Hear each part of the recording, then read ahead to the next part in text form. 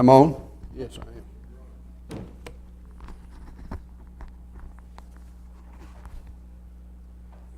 All right, everything looks good.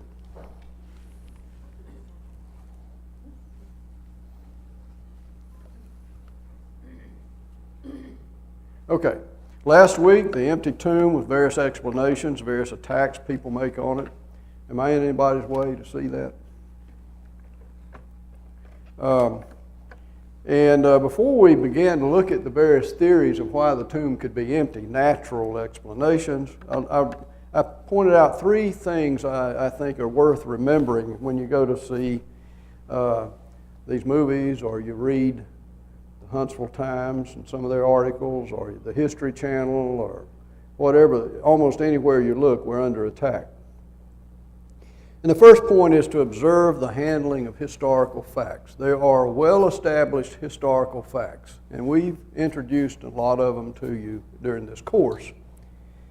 And oftentimes, those are blatantly disregarded by people, just not even mentioned.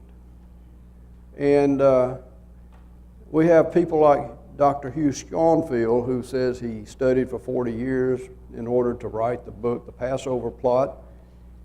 And he omits a lot of these facts. And any man who studied 40 years surely must know the facts. So look at how the facts are handled, historical facts. To blatantly disregard facts is not scholarly. Disregard unsupported claims and sarcasm. Unsupported claims usually mean that the person has no argument.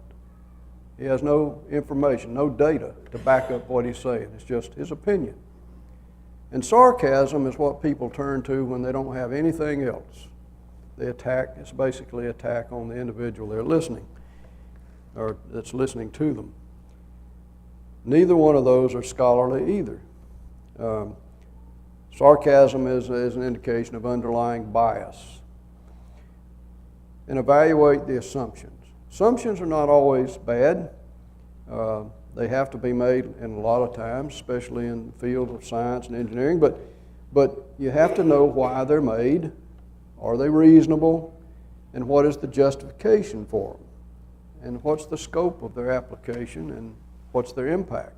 So these are things just to keep in mind when you listen to people, and you will from time to time. Okay, the three theories we looked at for how the tomb got empty were the wrong tomb theory, the swoon theory, and the stolen body theory. Wrong tomb theory holds that, I got one more thing to keep up with here. It holds that they just made a mistake. They misplaced the body of Jesus when they buried it. And everybody forgot where it was Sunday morning. Between Friday and Sunday, somebody came in and erased their brains and they forgot. The Jews, the Romans, and the disciples of Christ. And clearly, considering how important this event was, not only to the disciples of Christ, but to the Jews, and the Romans were concerned about it as well. I believe they all knew where the body was. In fact, Luke 20:55 tells us that the women who came down from Galilee watched them bury Jesus, saw him put into the tomb and how he was laid. So we don't need to say anything more about the wrong tomb theory. It's really not a viable theory. The next one was the swoon theory, which holds that Jesus did not really die on the cross. He just appeared to be dead. And later, after being placed in the tomb, in the cool tomb, he revived, he came to, and he sashayed out and appeared to be resurrected. Well, you just don't, when you're under a Roman, condemned to death by Roman law, you don't just faint and then come to and walk out of the tomb. It just doesn't happen. But there were a number of things that have to take place for this to be viable. I mean, how did he get out of the tomb? How did he get past the guard? Surviving the Roman execution is the first thing. And we've talked about this a lot. I'm just going to go through this real quickly just to remind you, but it's important. The Roman soldiers' lives depended on them. They're doing their job well and thoroughly. And they made sure Jesus was dead by sticking a spear up into his vital organs and ripping them out. He had to survive the execution, no small deal. Then he had to get released from the tomb. And that's not a small deal either. It took sometimes 20 men to roll this stone back out. And Jesus would have had to do it from the inside if he did it himself, or if he had help, they would have had to do it in the presence of the Roman guard. Again, there would have been problems. Overcoming, which means they would have had to overcome the guard. And if you overcome the guard, I mean, you could do that. You could bring 100 armed vigilantes up and you could do away with the guard. But how then would you make it appear as a resurrection? How would you use that to inspire the apostles? I'm getting ahead of myself. He had to recover from his ordeal. Survival is one thing, but if he survives somehow, all these things, which is totally impossible, but let's just suppose for the sake of argument he survives, and he's laying there, and according to Sconfield, he's drugged, he's lost blood, he's been bled white, he's got all of his vital organs ripped up, he's been beaten several times, he's been flogged, he's a mess. It would be shocking to look at the man. Now, to survive is one thing, but he cannot just survive and then be nursed back to health by his disciples. God doesn't need to be nursed. He has to not only survive, he has to come out and be present in their presence in full health and vigor, total mental acuity. He has to convince them that he's God risen from the dead. And a sickly man drifting in and out of consciousness being nursed, I don't see how he convinces people that he's resurrected and that he's God. So there are a lot of problems with the swoon theory. The last one was the stolen body theory, which says that the body was missing on the third day because it had been stolen. Well, all these look plausible at first, maybe, but the stolen body requires several things as well. You have to think about when could the body have been stolen, and we analyzed it and we came to the conclusion that it would have to have been stolen after the body was placed. Certainly the Jews would have checked to make sure they were guarding something before they placed a guard. So it had to be after the guard was placed. And then you have to wonder, well, how could the body have been taken considering the presence of the Roman guard? Not one, but 10 or 12. And then thirdly, who could have taken the body? And we looked at the three possibilities, the Romans, Jews, and disciples of Christ. The Romans, of course, last thing they wanted was a Messiah, because to them the Messiah was the man that was going to come and lead the Jews to independence. That's what the Jews all thought. That's what the Romans thought. That's why the Jews rejected Christ, because that wasn't his agenda. The Jews, well, they're the ones that had him crucified. They're the ones that placed the guard. And the disciples of Christ, how in the world would they ever steal the body to create a hoax and then go out and live the rest of their lives horribly, rejected by their people, without a home almost, many of them. Some of them watched their own children put to death. They died horribly, and they doggedly refused to deny Christ. It doesn't make sense. Even Will Durant doesn't believe that. So, final note, the stolen body, the swoon, and the wrong tomb theories all fail. And in fact, so have anything that people have suggested. There's been no credible natural answer has ever been found for the three simple natural historical facts. The fact that the tomb was empty, the body was missing, and the disciples were inspired to believe that he was risen. In conclusion, from last week, The resurrection meets all of the criteria that we talked about earlier for a demonstration of the supernatural. In order to do that, it has to be, first of all, observable to us, or it doesn't do anything. But secondly, it must be completely impossible within the bounds of nature, the laws of nature. And the resurrection meets both of those criteria. It was observed very well, it was recorded impeccably in history, and it was impossible. So tonight, we want to move on and look at the transformation of the apostles and the conversion of Saul of Tarsus. Now, so far we have been we've been suggesting that the resurrection should be accepted because it is contained in the New Testament documents. And those documents we showed were of incredible historical accuracy and reliability, more so than any other document from antiquity. And therefore, if we can believe anything, we can believe these documents. And right in the midst of these, the focal point of these documents is the resurrection, couched in plain, simple historical facts. And we looked at that. And if you accept this historical document and those plain historical facts, it's very difficult to get around the resurrection. Tonight we want to make a different argument, on a different basis.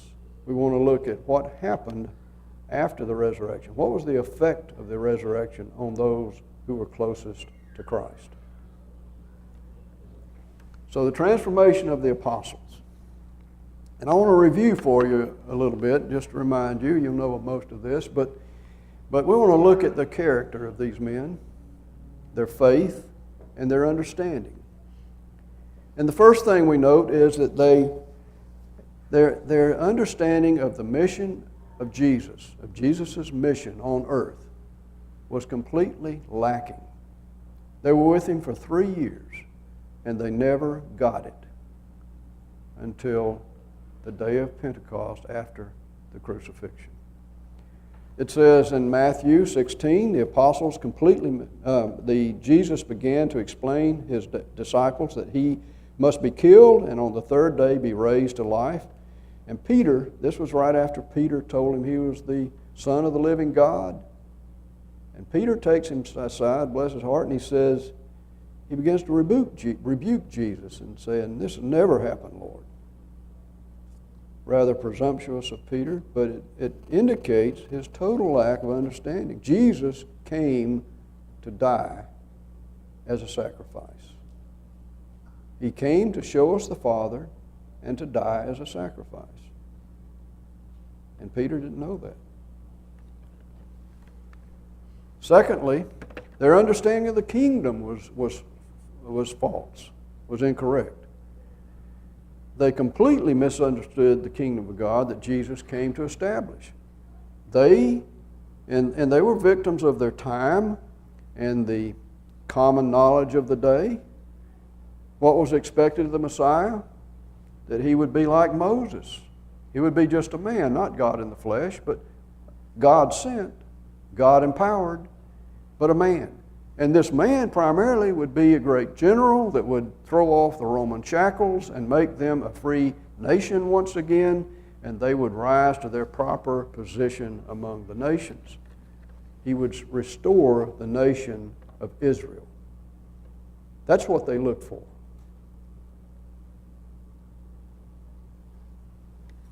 Jesus asked them in Mark 9:33, "What were you arguing about on the road?" And they were embarrassed.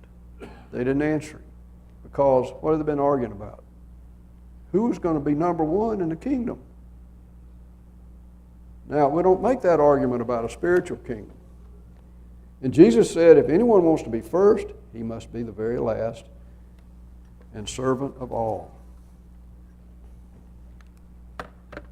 In another place, Mark 10, they came to him, James and John, and said, "Let one of us sit on your right hand and one of us on your left hand when your kingdom comes." And the other apostles got indignant about it. There's a power struggle here. They want to climb the ladder. There is no ladder. It's not a physical kingdom. It's a spiritual kingdom. They don't get it. They just don't get it.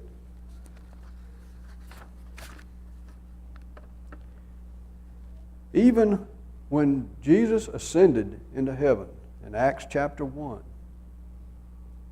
the last thing they asked him, Lord, are you at this time, you've died, we thought all was lost, but now you're resurrected and we know you can bring back the dead. What a great thing that'll be in a battle. Are you now going to restore the kingdom to Israel? Notice he says the kingdom, restore the kingdom to Israel. What are they talking about? At this late date, they're still talking about the national kingdom of Israel. For the physical descendants of Abraham, Isaac, and Jacob, under an exclusive covenant. Look at their faith. Their faith was weak even after they saw all kinds of miracles done by Jesus. He healed all kinds of diseases. He raised the dead. He did all kinds of things. He changed water into wine. And Peter, they see him walking on the water, and Peter asks, can I come to you? And Jesus says, come. And Peter gets out of the boat, and he begins to walk on the water. And then he gets distracted by the waves, and he turns away from Jesus. And when he does, he begins to sink, and he cries out, Lord, save me. And Jesus takes him and pulls him up, and he says, you of little faith, why do you doubt? Isn't that amazing?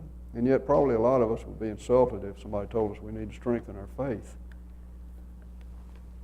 There was another time when they were in the boat again, on the Sea of Galilee again, and a storm came again, and the waves were sweeping over the bow of the boat, and they thought it was going to be swamped, and Jesus was sleeping in the back. So they go and wake him up and said, Lord, save us. And Jesus reached out and he rebuked the weather, and the storm ceased and the waves calmed down. And then he asked them, you of little faith, why are you so afraid? And then they say an incredible thing. What kind of man is this? Even the winds and the waves obey him. If they knew who he was, as John did later when he wrote his gospel. And in the first chapter, he tells us that Jesus created everything there is. All that stuff we looked at in the second or third week of this class, the cosmos, the whole universe. And they're marveling that he can control wind and waves on this planet. You see, they don't really understand yet.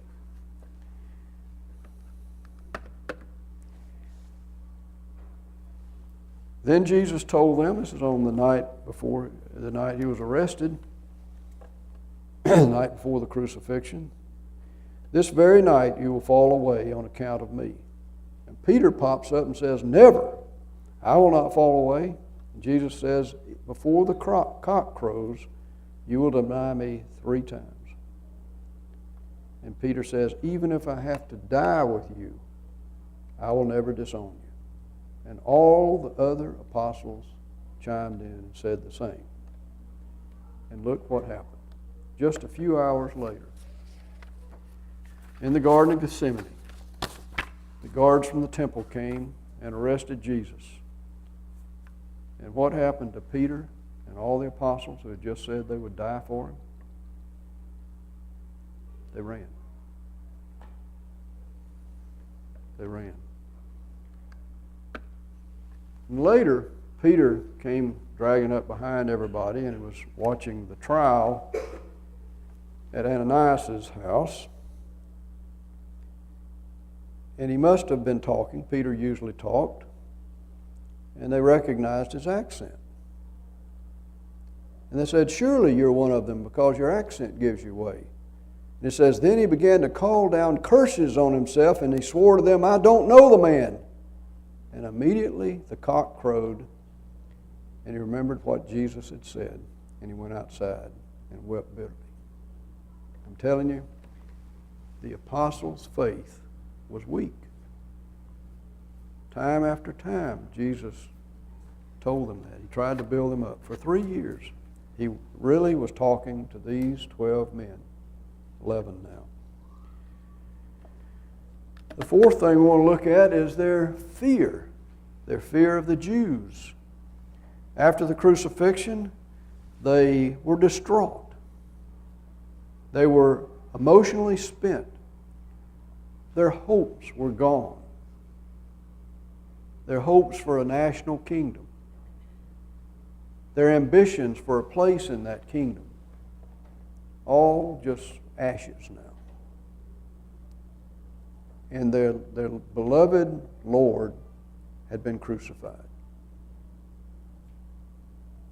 They lost a friend, a dear friend, and they lost everything they had given up their lives for. They lost everything that made life worth living. It's hard to imagine the depth to which they sank. And what was their reaction? They withdrew and they hid because they were afraid. John 20 tells us, on the evening of that first day of the week, when the disciples were together with the doors locked for fear of the Jews, and we might add the Romans, Jesus came and stood among them. Is that what I've got up there? And then a week later, Thomas wasn't there the first time, and so Jesus makes a special appearance for Thomas. And he comes again, and look at what it says. The disciples were in the house again, and Thomas was with them. And though the doors were locked, still, Jesus came and stood among them. Now, we looked at these verses earlier because we were interested in how it was that Jesus could come and stand among them in a locked room. But tonight, I want you to see the fear in the eyes of these apostles.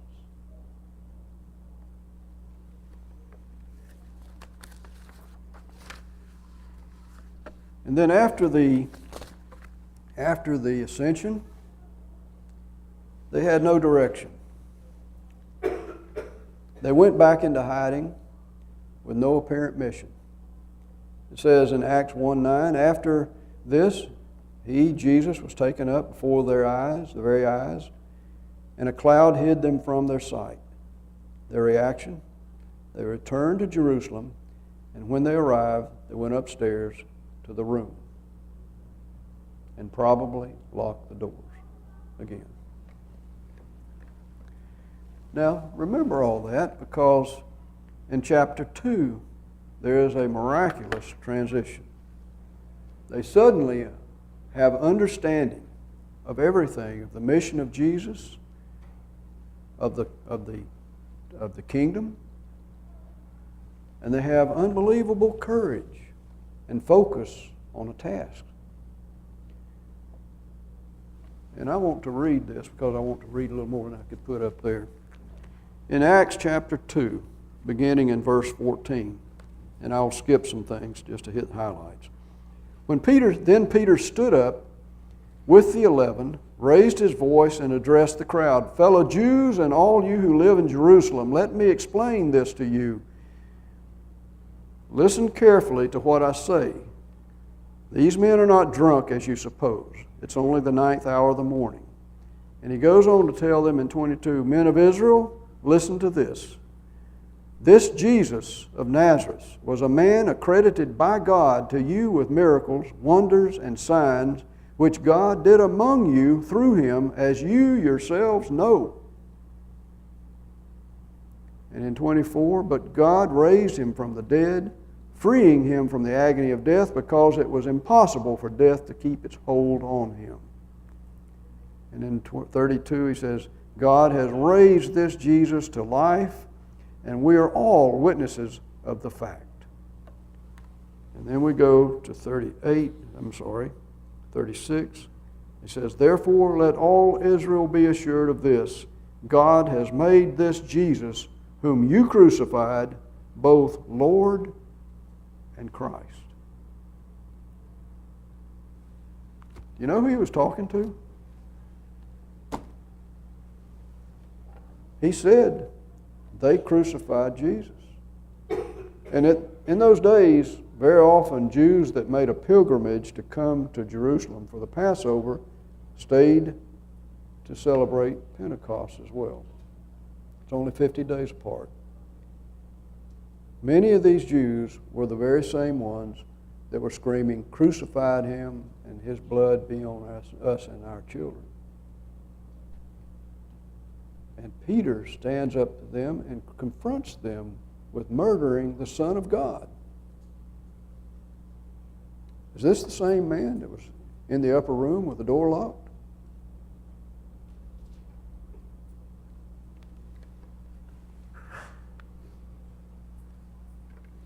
And another time, not only the commons did he address, but in Acts 4:8, it says, "Then Peter, filled with the Holy Spirit, said to them, 'Rulers and elders,'" okay, these are the guys who finagled to get Jesus executed.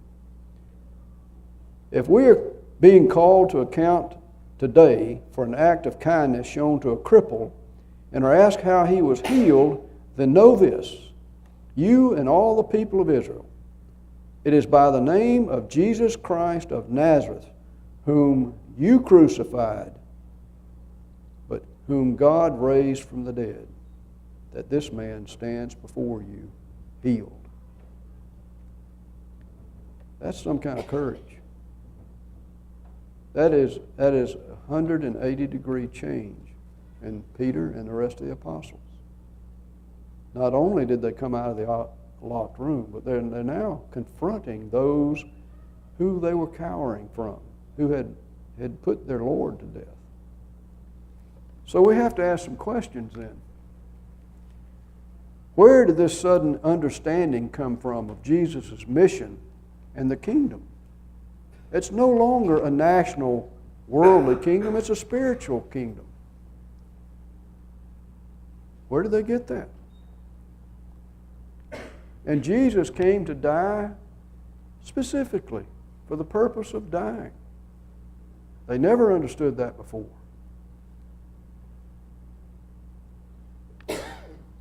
How does somebody virtually overnight come to a totally different belief than that they've held all of their lives and that their people have held for 1,500 years?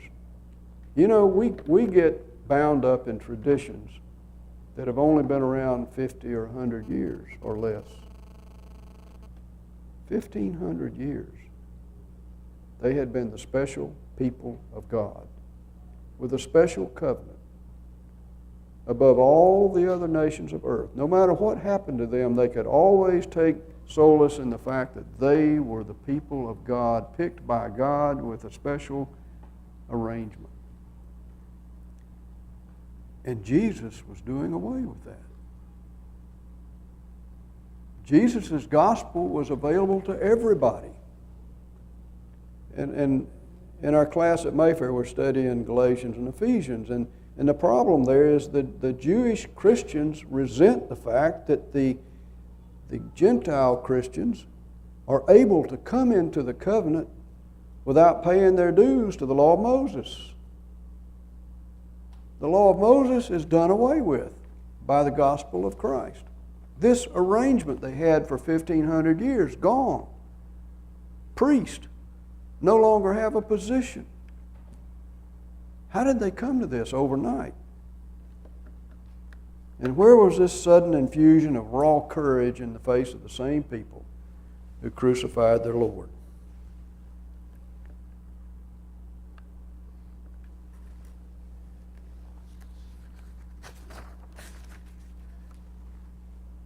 How did they accept Jesus as the Savior of all mankind instead of the Savior of the Israelite nation?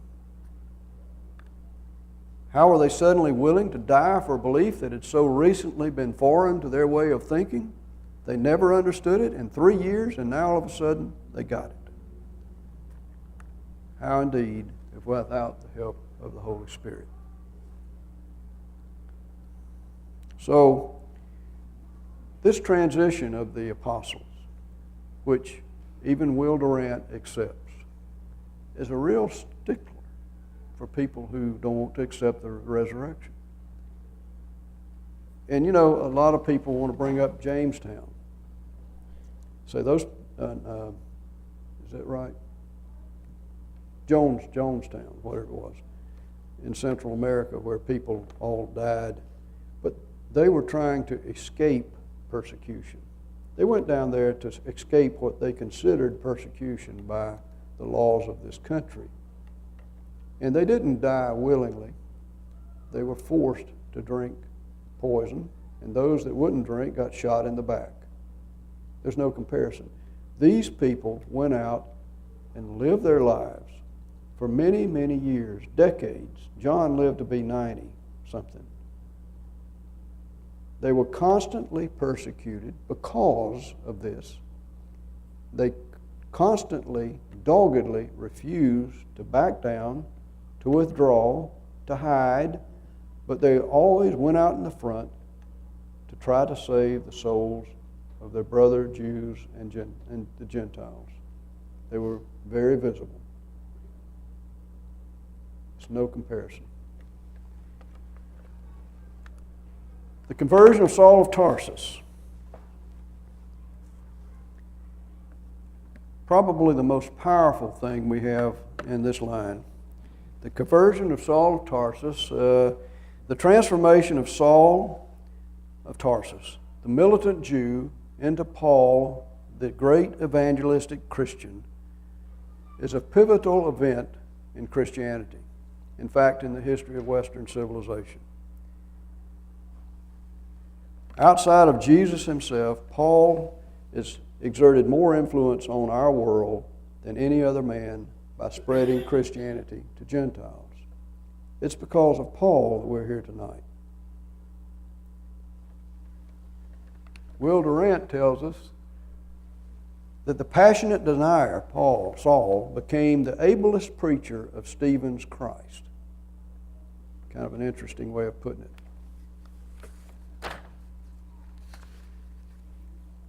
The fact of Saul's conversion is simply an indisputable historical fact, and nobody disputes it that I know of. However, how this event took place is debated. There are two fundamental questions that have to be addressed in this debate. The first is, why would Saul have converted to Christianity? And the second one is, who could possibly have converted Saul? And we'll look at these and see how we're doing. Why would he have converted? I want you to consider some things. First of all, his advancement in Judaism. He was born a Benjamite in Tarsus, and he was raised in Jerusalem, and he studied under Gamaliel. That was quite an honor. Saul was no dummy. He's probably one of the most brilliant minds of his day. He was certainly studying under the most brilliant teacher of his day. It says, he tells us in regard to the law, he was a Pharisee, one of those that sticks most tightly to the law. In legalistic righteousness, he tells us, he was faultless. He kept the law. He calls himself a Hebrew of Hebrews. Paul was a Jew of Jews. Let's look at his social standing. He was known and he knew the members of the Sanhedrin. Now, we don't have anything like that in our country because it combined both their religion and their secular government. But needless to say, it's like being on first-name basis with the president and some of the highest leaders in our country. Throw in the Pope or some religious leader. He was given a mission of national importance. He was the defender of the faith of his people that they'd had for 1,500 years. he thought he was acting on behalf of God. Paul was proud of being a Jew. He was proud that they were God's people. He took great pride in their heritage and their closeness to God. And he did everything he could to be close to God. He kept the law as good as he could, as well as he could. And he thought he was doing this for God. He was empowered by the national leadership in his task. He was respected not only by the leaders, but also by the commons. He basically was a national hero. In other words, socially, Saul of Tarsus had accomplished everything that people work all their lives to accomplish. Fame, fortune, power, recognition, the love of his people. He had it all.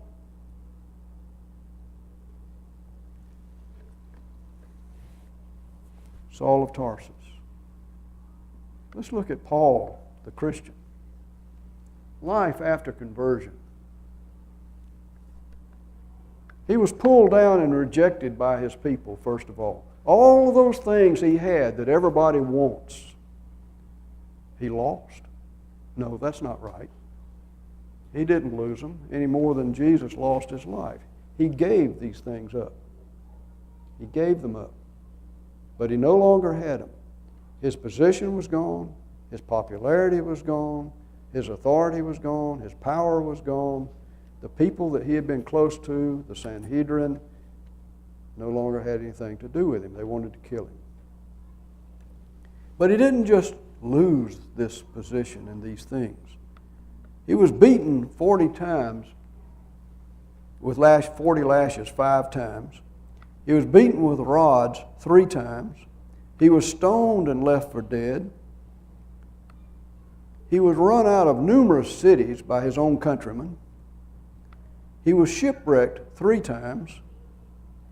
He was stripped naked, went cold and hungry. And on top of that, the very people he had given up everything he had and suffered all these things for, he daily had trouble with them. There was no inertia to what he was doing. As soon as he quit being with them, they started backsliding. Daily he had the problems in the church to take care of. He lived horribly and died horribly. I ask you, why would any man in his right mind do this? And we're left with only 2 choices, really. Either Paul had lost his mind, or he truly believed that he had seen Jesus on the way to Damascus. If you read his writings in the New Testament, Paul's writings are more logical and more deeper than the other letters. They're not the writings of a man who's lost his mind. And I don't know of anybody that thinks he's lost his mind after reading those things. So, you have to answer, why would he do that? The second thing we want to look at is, who could have converted Saul of Tarsus?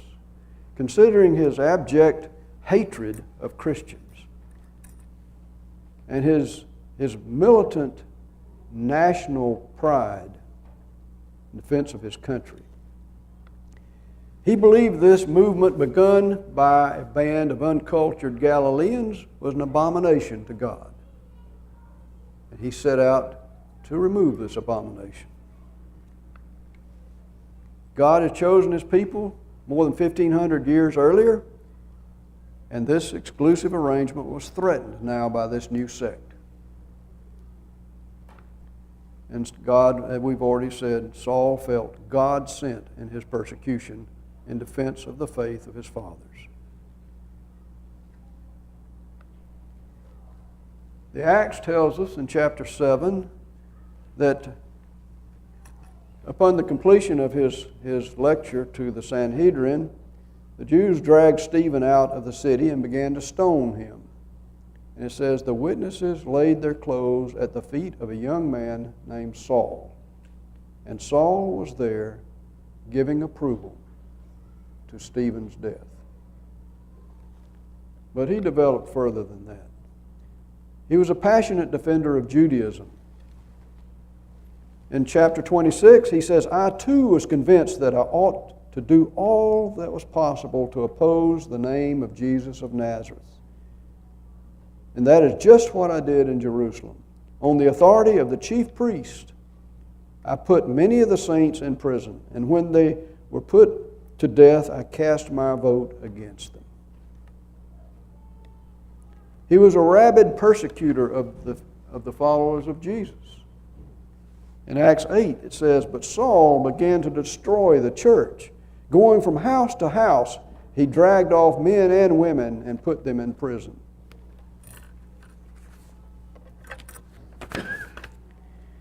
In Acts 9, he says, Saul was still breathing murderous threats against the Lord's disciples. He went to the high priest and asked him for letters to the synagogues in Damascus, so that if he found any there who belonged to the way, whether men or women, he might take them as prisoners to Jerusalem.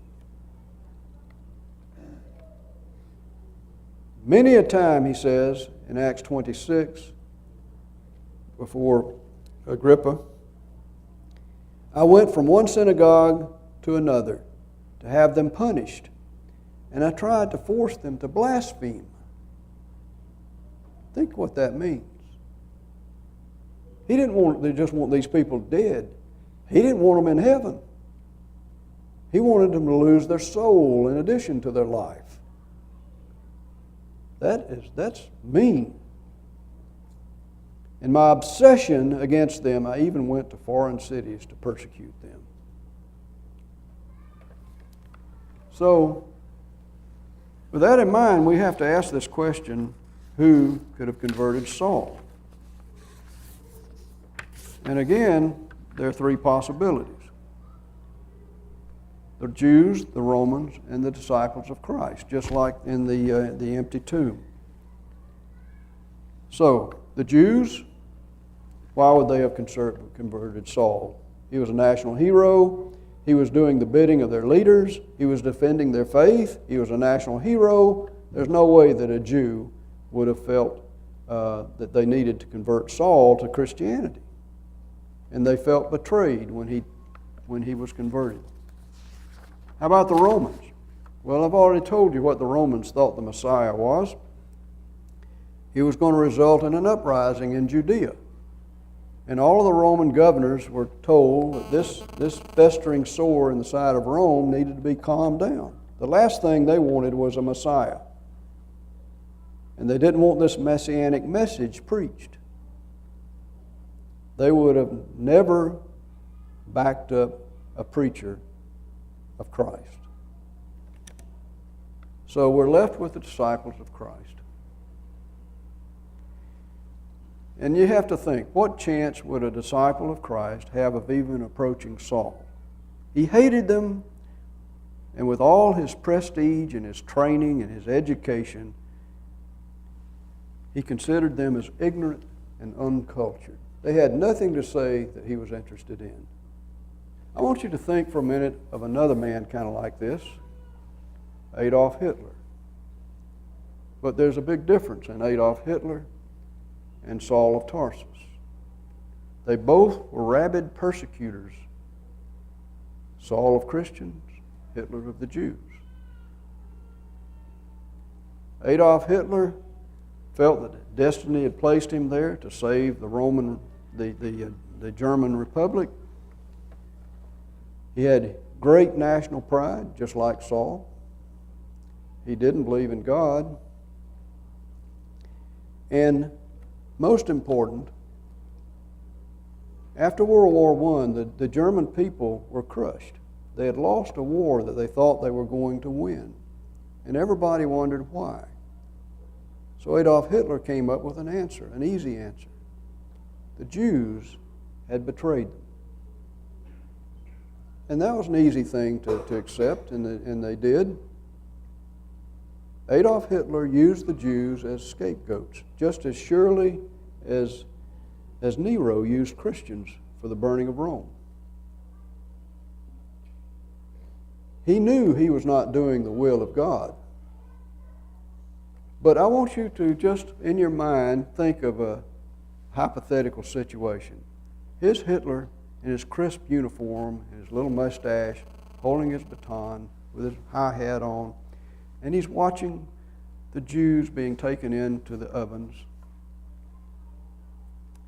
And a Jew runs up to him in his filthy rags, stinking, little scrawny guy, bespectacled, and he says, "Mr. Hitler, I'd like to talk to you about converting to Judaism." What do you think would happen? What chance would a little Jew have of talking to Adolf Hitler about converting to Judaism?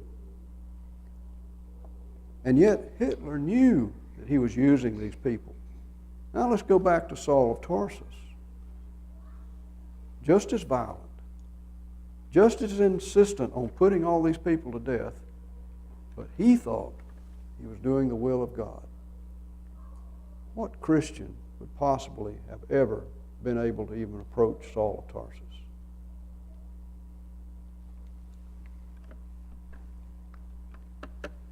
What does Saul tell us? He says, "About noon, O king," talking to Agrippa, "I was on the road and I saw a light from heaven, brighter than the sun, blazing around me and my companions.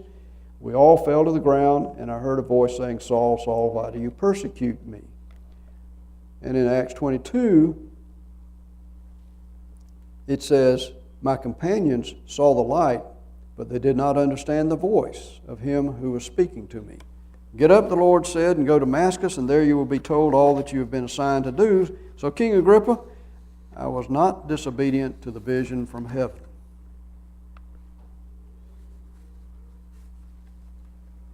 So Paul himself tells us that he was converted by none other than Jesus Christ. The problem is, this was long after the crucifixion of Jesus. So herein lies a problem for those who see nothing more to existence than the physical world and the natural laws of nature. For this reason, Will Durant, who I respect as a historian, struggles to provide an acceptable explanation. And I want to read you this, and we've run out of time, but it's interesting. I will cover a little more than is up there to put it in context. Talking of Saul, he says he began by attacking Christianity in the name of Judaism and ended up by rejecting Judaism in the name of Christ. At every moment, he was an apostle. Shocked by Stephen's, now here's the explanation.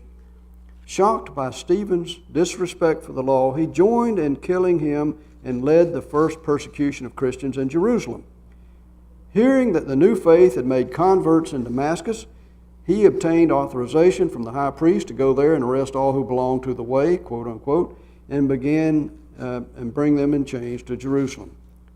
It may be that the fervor of his persecution was due to secret doubts.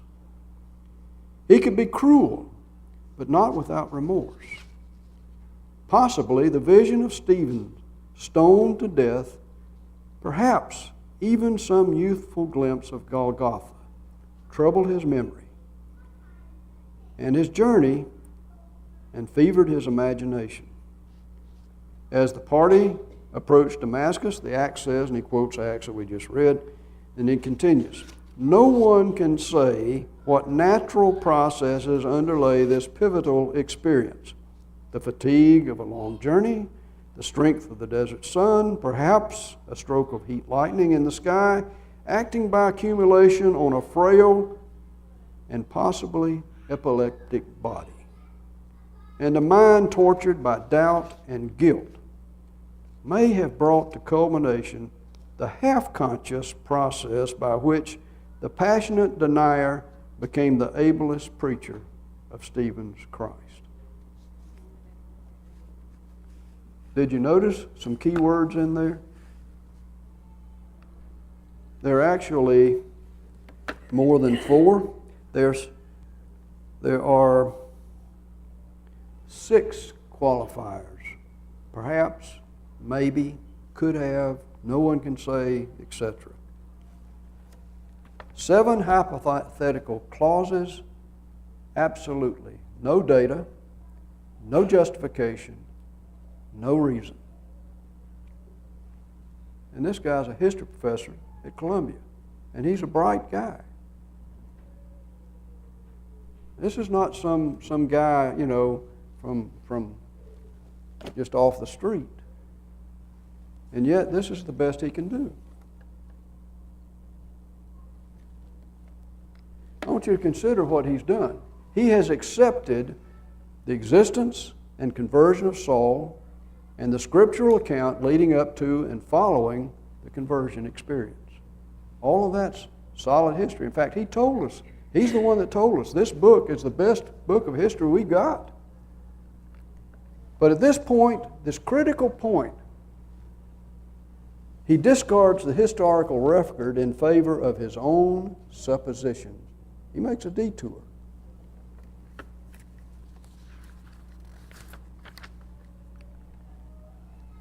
He gives no reason for this detour, no analysis of the facts, no academic indictment against the Scriptures. He's already insisted their great history. He provides no evidence to support his explanation. Indeed, he cannot. We must conclude.